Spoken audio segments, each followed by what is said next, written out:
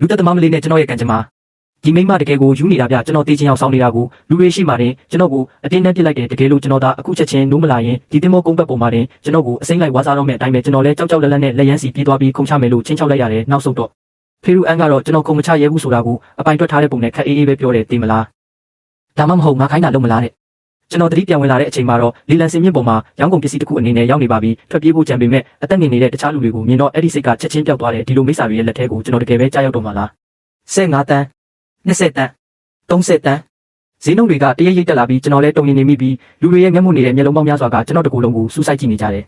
တန်းတရတစ်ချိန်တန်းတရနှစ်ချိန်ရောင်းချလိုက်ပါပြီအဲ့ဒီချိန်မှာပဲတကားကြီးဝုန်းကနေပွင့်သွားပြီးဧည့်သည်တွေအားလုံးထိတ်လန့်သွားကြတယ်မျက်နှာဖုံးဆိုးတနက်သမားတွေအုပ်စုလိုက်ဝင်လာပြီးတအိမ်လုံးရုပ်ရုပ်တဲတဲဖြစ်ကုန်တာပေါ့ကျွန်တော်လည်းတွားသွားပြီးပြေးဖို့လှုပ်တုံးတစ်ခုခုကကျွန်တော်ပေါ်ကိုဖုံးကနေပြုတ်ကျလာတယ်ကြည့်လိုက်တော့လေလံဆရာကြီးပြဆေးကြောင်းသားဖြစ်ပေမဲ့ဒီလောက်အနီးကပ်မြင်လိုက်ရတဲ့မြင်ကွင်းကြောင့်ကျွန်တော်အန်တောင်ထွက်ချင်သွားတယ်ထွက်ပြေးဖို့ကမဖြစ်နိုင်တော့တာကြောင့်ကျမ်းပြင်ပေါ်မှာပဲတေးချင်းအောင်ဆောင်ပြီးထက်လဲနေလိုက်ရတယ်တနက်တန်တွေတဖြည်းဖြည်းတိတ်သွားပြီးနောက်ဖက်နက်တန်ကကျွန်တော်အရှိတက်မှာရက်သွားပါတယ်မမအကုန်လုံးရှင်းလင်းပြီးပါပြီလူမိသားစုကကျမတို့ကိုလက်ဆောင်ကြီးကြီးပေးလိုက်တာပဲဘယ်လိုများပြန်လုပ်ပြန်ရမလဲမသိဘူးလို့လင်းမှန်ကပြောတယ်ဖေရူအန်ကတော့ကျမ်းပြင်ပေါ်ကအလောင်းကိုစိုက်ကြည့်နေရင်ဝင်ခံရမယ်ဆိုရင်သူကတော်တော်လေးချိုးသားပဲနှမျောစရာပဲနော်ဖေရူအန်ကဖခင်ဖြစ်သူကိုရှာဖို့အမေရိကကနေအရာအလုံးပစ်ချပြီးပြန်လာခဲ့တာပါတင်မောပေါ်ကတော့မစင်းရသေးခင်လူမိသားစုကလူသက်သမားတွေလွတ်ပြီးသူမကိုတတ်ဖို့ကြိုးစားခဲ့ကြတာဒါပေမဲ့သူမကအကုန်လုံးကိုပြန်တက်ပစ်လိုက်ပြီးအခုတော့သူမရဲ့လက်ချက်တွေကိုပြန်ကြည့်ပြီးသဘောကျနေတာပေါ့ဒီမိမကတော့တကယ်ကိုယူသွတ်နေတာပဲအလောင်းတွေကိုဘာလို့မလဲမမဒီပင်လယ်ထဲမှာငါးမန်းတွေအများကြီးပဲအပြင်ကိုပဲပစ်ချလိုက်အထူးသဖြင့်ဟိုတယောက်ကိုအရင်ဆုံးအပိုင်းပိုင်းခုတ်ထစ်ပြီးမှပစ်ချလိုက်နော်